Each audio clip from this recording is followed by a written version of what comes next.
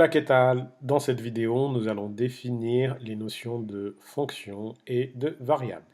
Alors, qu'est-ce qu'une fonction? Eh bien, une fonction est une règle de calcul qui, à un nombre de départ, associe un unique nombre d'arrivées. J'insiste sur l'unicité du nombre d'arrivées. Un unique nombre d'arrivées. Nous allons étudier un exemple, à savoir la fonction qui, au nombre de départ x, associe x carré moins 1. Et grâce à cet exemple, on va définir ce qu'est une variable. Dans cette fonction qui a x associe x carré moins 1, si le nombre de départ est 3, alors le nombre d'arrivées va être égal à 3 au carré moins 1, c'est-à-dire à 9 moins 1 égale 8. Si le nombre de départ, maintenant, on choisit comme valeur racine de 2, eh bien, le nombre d'arrivées, lui, va être égal à racine de 2 au carré moins 1. Et donc ça va être égal à 2 moins 1 égale à 1. Donc dans ces deux exemples, le nombre de départ ici, c'est 3 et le nombre d'arrivées, 8. Le nombre de départ ici, c'est racine de 2 et le nombre d'arrivées, c'est 1.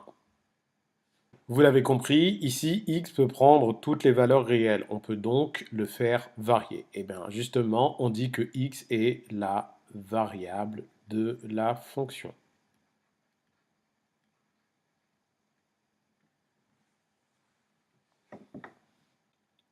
Maintenant que nous avons défini les notions de fonction et de variable, on peut se poser la question de la notation. Comment note-t-on la fonction qui, par exemple, associe x à x carré moins 1?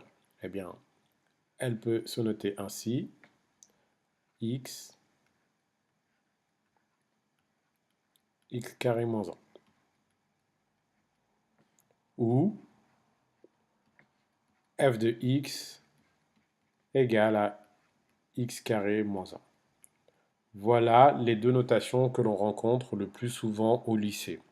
Surtout la deuxième. Les élèves aiment beaucoup la deuxième.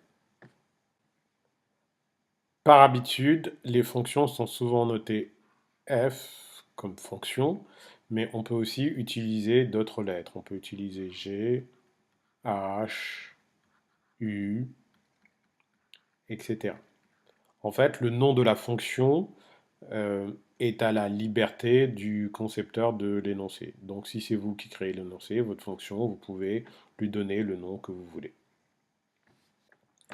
De la même façon, la variable est souvent notée x, mais on peut utiliser d'autres lettres. On peut utiliser y, on peut utiliser u, on peut utiliser alpha, t, bêta, Scooby-Doo, Pikachu, pareil, ce que vous voulez, si c'est vous qui êtes le concepteur de l'énoncé.